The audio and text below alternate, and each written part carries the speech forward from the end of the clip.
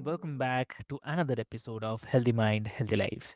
I'm your host Avik, and today we are driving into a topic that's both powerful and necessary: embracing masculinity, the power of self love, respect, and acceptance for an outstanding life.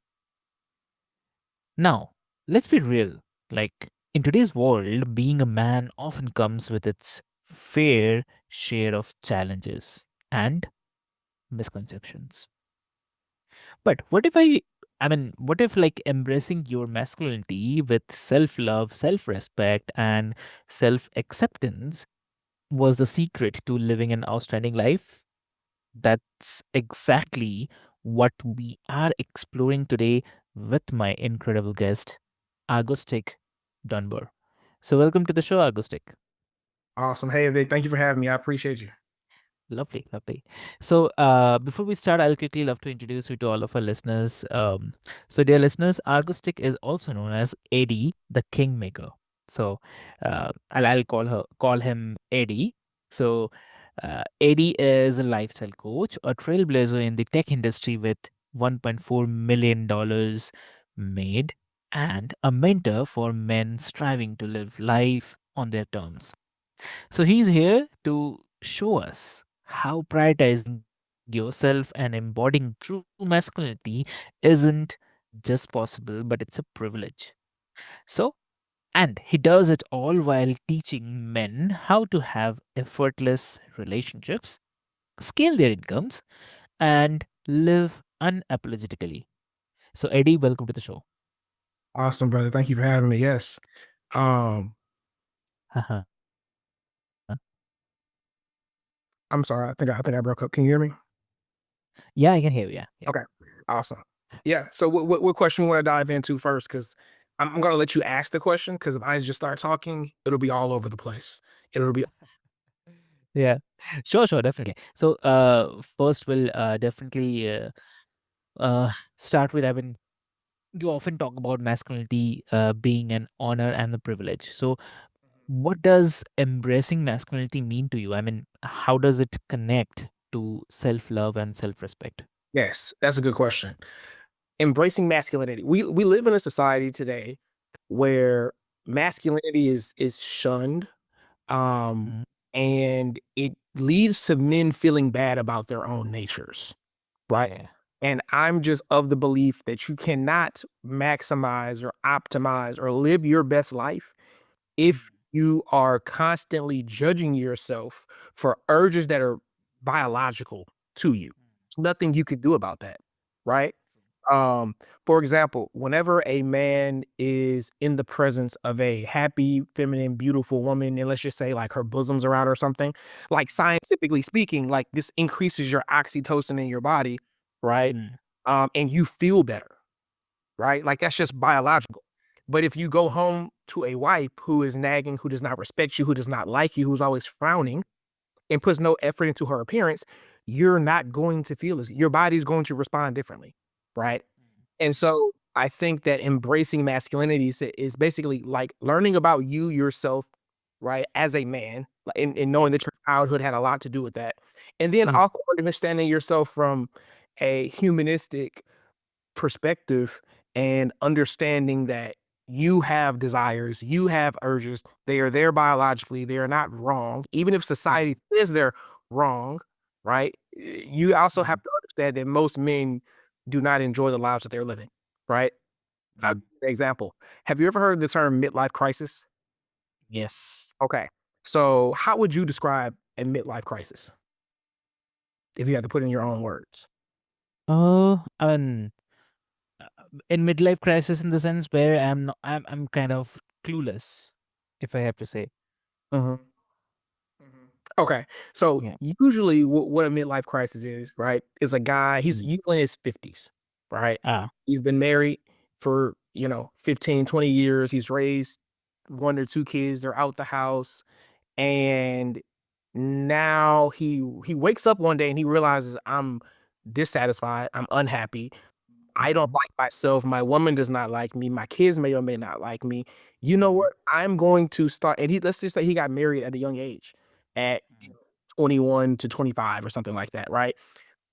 What I Mm. tell men is when you get in a monogamous relationship with a woman, what you essentially do is you Mhm. pause your maturity as a man at Mhm. age 25, right? Okay. Because Mm. you get to learn that particular woman in Mm. her nature, but you do not get to learn women's nature.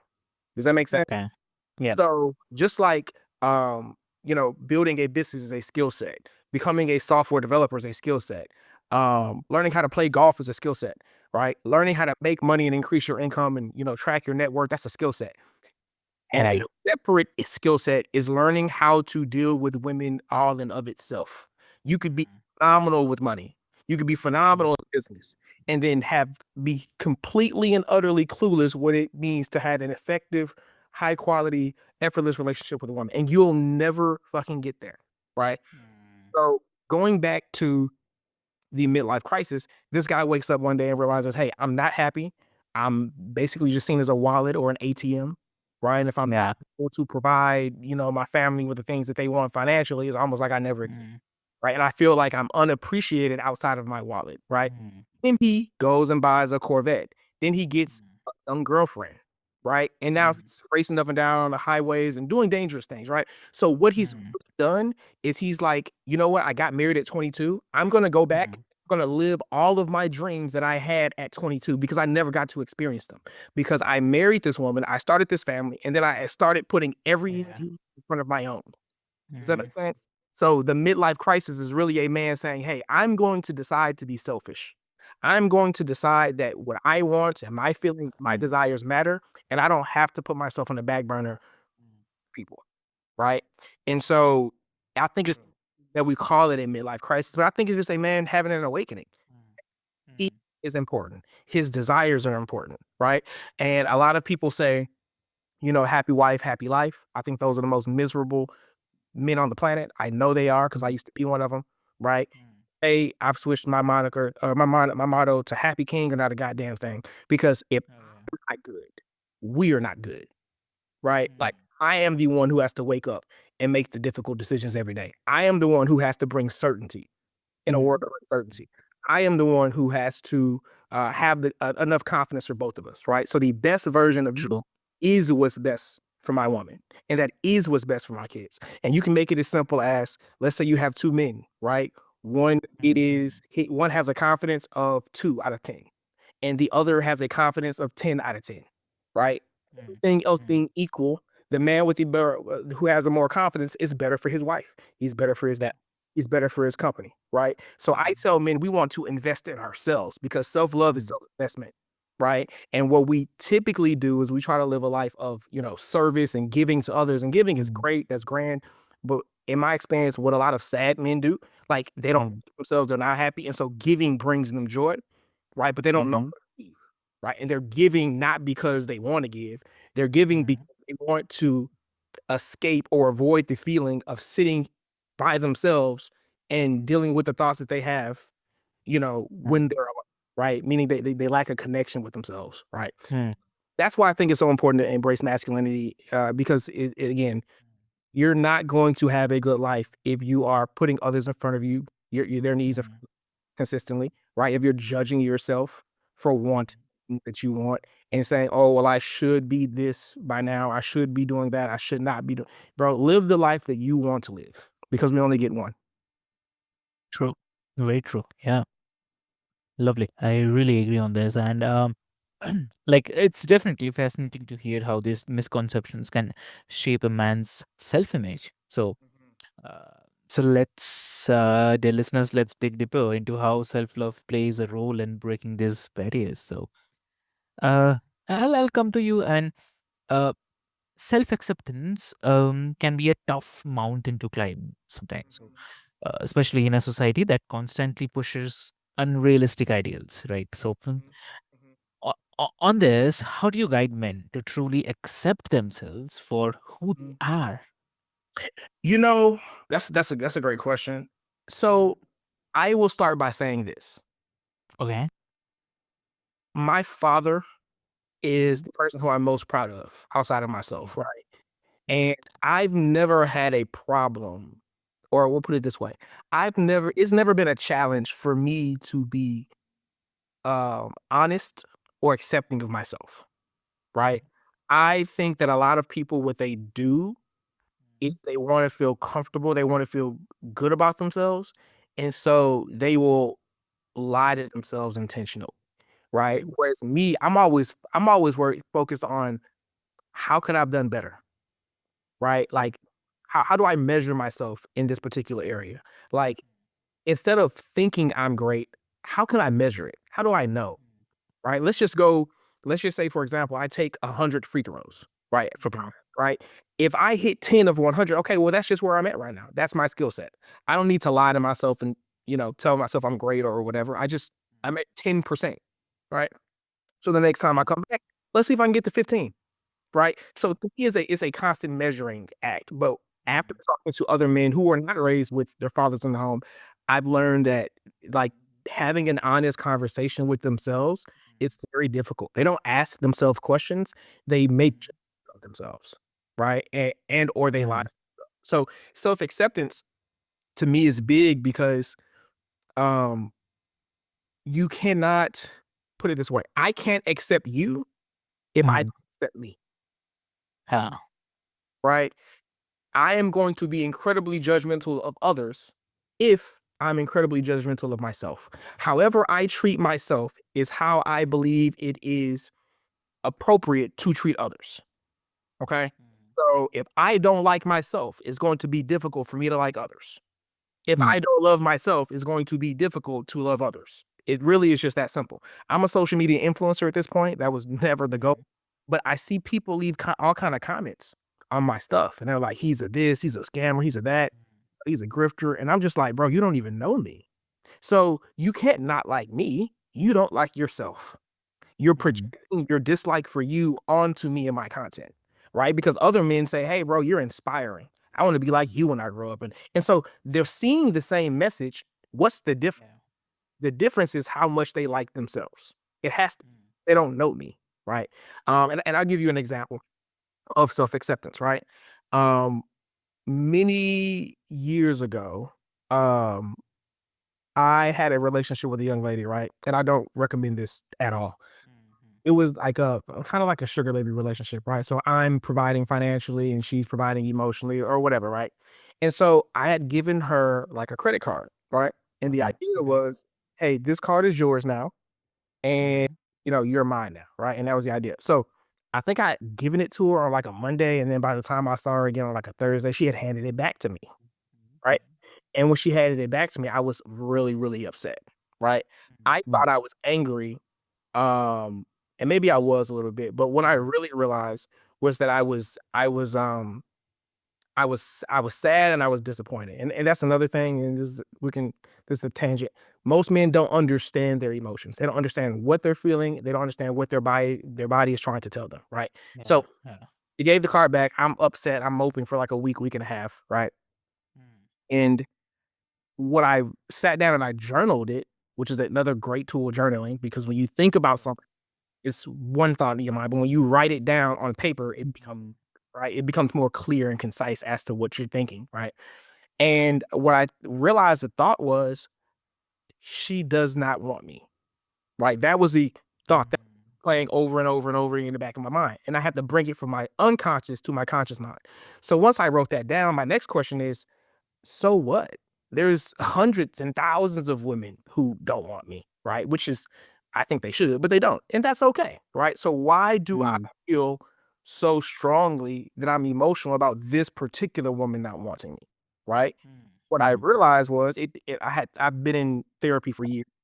Mm. And one of the things I've learned is like everything that triggers us as adults stems back to our childhood, more than likely, right? True.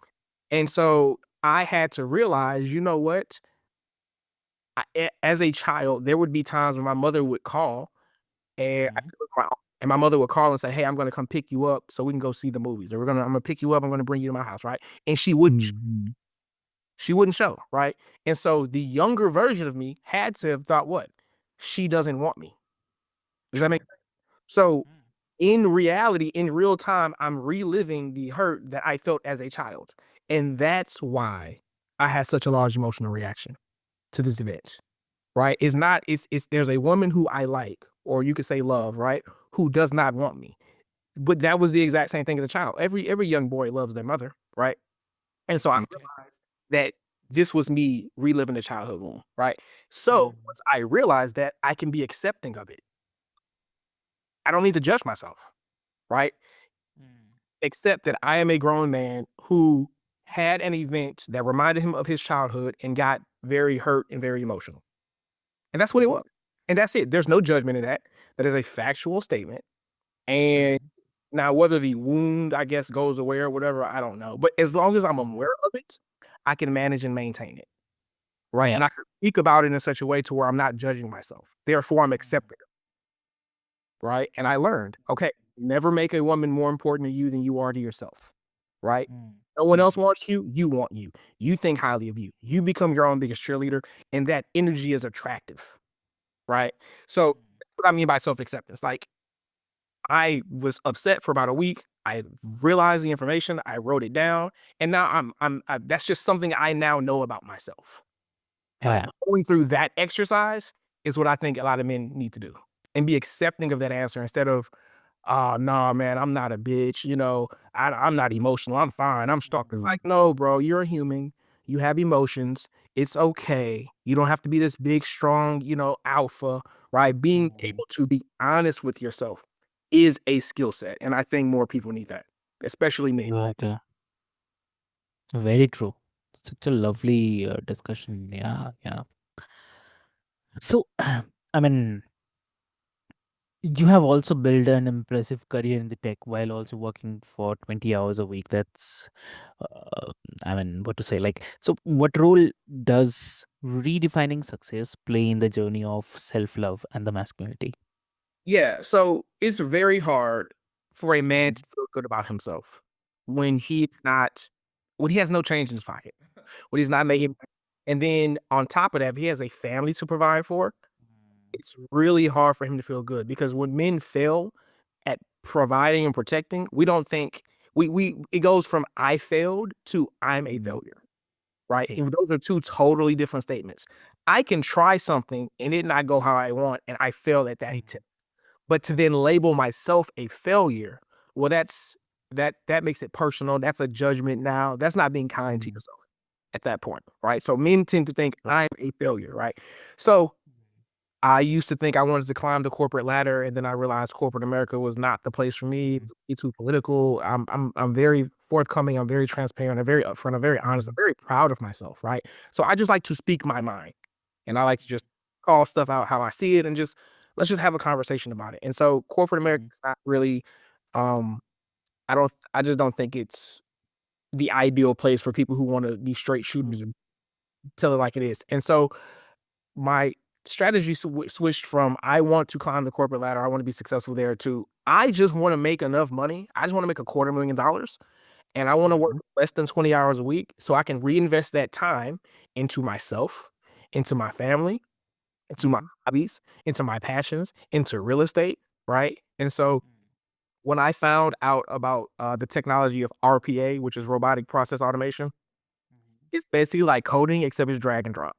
If that mm, makes sense. So it's like, here's the analogy that I use of it. Let's just say you build houses and I build houses, right? mm, Let's say you build houses using brick and stone and mortar and all that, right? Let's mm, just say I build houses by 3D printing them, right? I push a button, it 3D prints one wall, and I push the button again, it 3D prints another wall, then another wall. I sandwich them together. I 3D print a roof and I just attach it, right? So it's mm, still building, it's still engineering, it's just in a dumbed down fashion. So it's so simple that I think any and everybody can learn it, right? So mhm, my business basically started as me doing it, right? In the heyday of my career, I'm probably working 25, 30 hours a week, maybe from home, by the way. So all of this is mm, remote work and I'm making $500,000 a year, right? yeah. And got bored, right? I got bored and I started reaching out to friends and family, and I started getting friends in the industry. Now they're making over 250, $300,000 a year as well. Wow. And then I started reaching out to strangers and getting referrals, and I started getting them into tech doing the same thing. And so I thought to myself, okay, I really do have something. This is a real thing that is changing people's Mm, lives. So much so that one of my good friends, he's making over 300,000 a year now. He and his wife got married. Mm. That as soon as he got to that income level, he then got his Mhm. wife involved in the industry as well. So now they're making over $400,000 together. They bought their dream home. He bought his dream car, and he paid for their wedding in cash. I'm pretty sure it was like 6 figures for the wedding. It was crazy, right? So those are the kind of results that I'm having see with my mentorship program. Okay. That's really lovely. Yeah, yeah. And then also like I mean many men feel trapped in the grind. So what would you say to those who feel like they have to sacrifice their well-being for financial success? That's a really good question. You asked some great questions, man. They've sacrificed their well-being for financial success. I think that it's easy to get there and do that as a man, but I will also say this. I think that you have to it's really as simple as when you look good, you feel good. When you feel good, you perform good, right? Exactly. So logically speaking, I can understand a man being like, "Hey, I've got this. I need to take care of myself mentally or emotionally today, but I also have this deadline that's due today by 5 o'clock or something, right?" Um, Mm. but again, in my opinion, again, if I don't look good, if I don't feel good, I'm not going to perform good. So let me be Mm. proactive about Mm. looking and feeling good, right? I'll give you an example just from my life, right? I'm bald, right? So I keep my hair very short. And a Okay. lot of times I'll go get a haircut and I feel like Superman, right? And then let's just say I told myself, hey, I need to get a haircut every week. And sometimes the week is here and it's like, okay, I should be getting a haircut today, but I don't look that bad, right? I can kind of go Mhm. another few days or another week. Well, if I go another week without the haircut, now I'm looking ugly. I'm feeling ugly. I'm not showing up as my best, right? So the goal is to Mhm. not feel that bad. The goal is to maintain feeling good. Does that make sense? Yeah. So be proactive about it. So that means even if I don't necessarily, let's say I work from home, if I don't necessarily have Mhm. anywhere to go that day, I still feel better if I dress up. Right? So dressing up, right? Yeah. Another thing that I do, and this is one thing that I think women do well that men we need to copy them. Women invest in their self-care, right? Like we Yeah. have emotions. They are what they are, and we need to be kind to ourselves. We need to take care of ourselves. So my Mhm. particular self-care regimen is I go get a massage once every 2 to 3 days. Mm. I probably get 3, sometimes 4 massages a week, right? But what that does is Okay. that's me practicing. I have a mentor who says, "Whatever you do on a daily basis, make no Mm. mistake, that is what you're practicing." So if you're angry Mm. on a daily basis, you're practicing anger. If you're depressed on a daily basis, you're practicing depression, right? I decide Mhm. that I want to practice gratitude. I wanna practice comfort. I wanna practice peace. I wanna practice serenity and joy, right? So when I'm on the massage table, I'm laying there and I'm just thinking, "What am I grateful for? What would will Mhm. What am I excited about?" I'm asking myself and I'm priming myself to feel the emotions that are conducive to me getting up and crushing the next day, right? And I Mm. think that so many people, and I think this goes for men and women and just America in general, because we're such a prosperous nation. I think that we tend to focus more on what we don't have instead of what we do. So everything really does come back to gratitude. It's really hard to have all these lofty expectations of others and even yourself, right? And Yeah. avoid disappointment without being grateful. Mm. So every morning I have a breathing exercise that I do where I focus on what am I grateful for? Yeah. What am I thankful for? Right? And that kind of from a space of gratitude, because you can't feel like love and hate in your heart at the same time. You can't feel fearful and grateful at the same time. Mhm. Right. And I think that our human brain is not designed to make us successful or happy. It's designed to keep us alive. Yeah.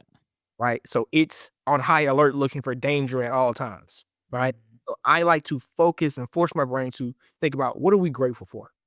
Mm. Progress have we made in the last, 30 days? Because we're closer to where we wanted to be than we've ever been. And let's give Mhm. ourselves credit for that.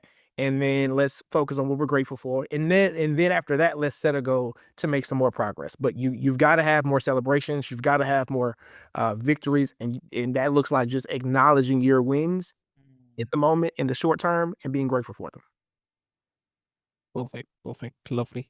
That's all. So any advice you'd like to share for the listeners today? For sure. I think, again, self-love is self-investment, so that means investing in yourself, whether that's buying courses, reading books, right, drinking water, going to the gym, stretching, the small things, right? Self-love is self-investment, right? What are you doing to make yourself better, to be get closer to the best version of yourself, right? Self-respect. Respect is admiration. Treating yourself as someone who you admire, right? And your woman not respect you. I would argue anybody. No one can respect you more than you respect yourself, right? And then again, we've already talked about self-acceptance. It's just being accepting of the new information that you're learning about yourself upon your journey, right? If you then change it. And if you have no control over it, then just accept it without being judgmental of yourself. Yeah, yeah. And on top of that, everything builds off of gratitude and just being in a state of thankfulness. Mm, perfect. Lovely. Great. That's awesome, I would say. So, really, like this conversation has been nothing sort of transformative. I mean, thank you so much for shedding light on what it truly means to embrace masculinity with self love, respect, and acceptance. So, to all our listeners out there, remember that living an outstanding life starts with prioritizing yourself and owning who you are. So, if you have found value in today's episode, share it with someone who needs to hear this message. And do not forget to hit that subscribe button because the journey to a healthy mind and healthy life is one we are taking together. So, until next time, stay bold, stay authentic, and always strive for the greatness. So, thank you so much.